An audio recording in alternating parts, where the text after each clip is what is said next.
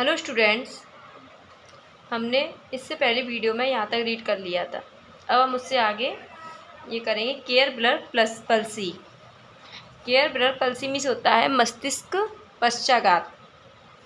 Have you ever heard about cerebral palsy? क्या तुमने कभी मस्तिष्क पश्चाघात के बारे में हर्ड मीन्स सुना है? It is a type of disease.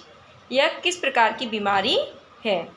In this disease, इस बीमारी में all the organs of the body, शरीर के सभी अंग, लाइक जैसे हैंड्स हाथ, लेग्स टांगें ईटीसी आदि, आर ऑल राइट, सभी ठीक हैं, but do not work properly, लेकिन लेकिन नियमित रूप से काम नहीं करते हैं।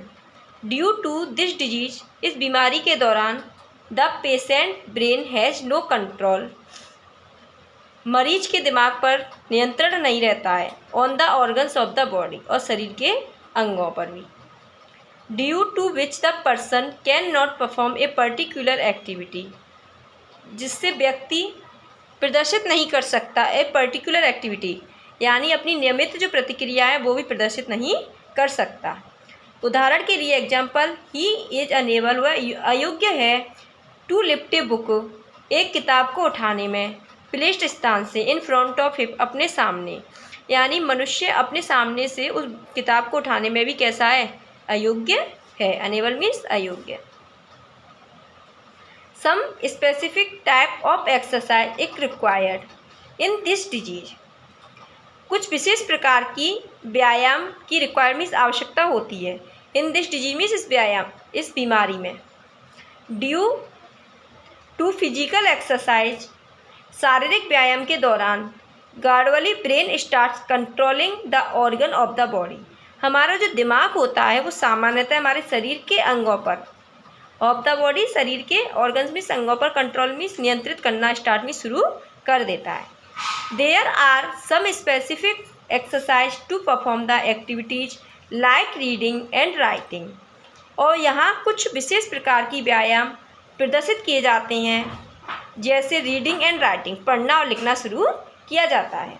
बाई प्रैक्टिसिंग द एक्सरसाइज, और इस व्यायाम के द्वारा gradually the patient becomes normal, जो मरीज होता है वो नॉर्मल हो जाता है।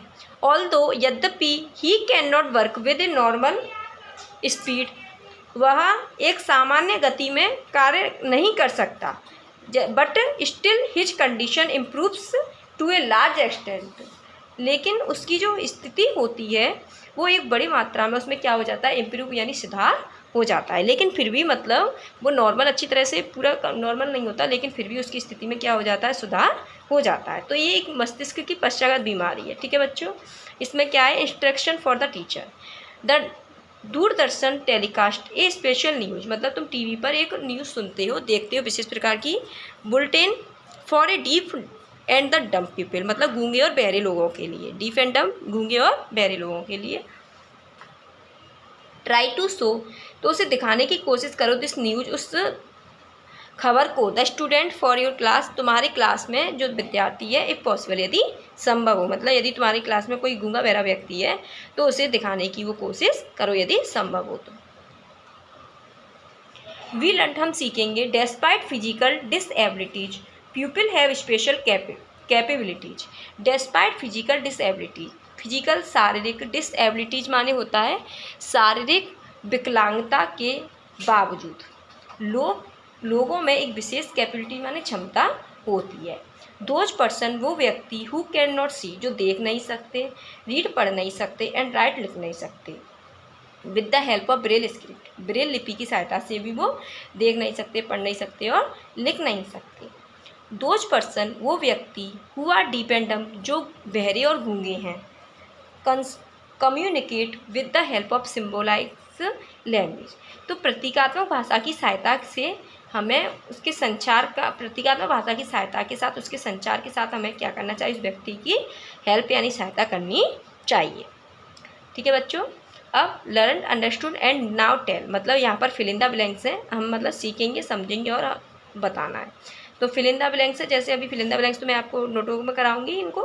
Braille script was developed by, की ब्रेल लिपि का जो आविष्कार है वो किसके द्वारा किया गया था, तो हमने चैप्टर में पढ़ा था, आपको ही पता होना चाहिए, हमने चैप्टर में भी पढ़ाया था, लुई ब्रेल के द्वारा। ठीक है, ये फिल इन द ब्लैंक्स है, इसमें कुछ नहीं है, आपके फिल इन द ब्लैंक्स है जो मैं आपको आपकी नोटबुक पे कराऊंगी।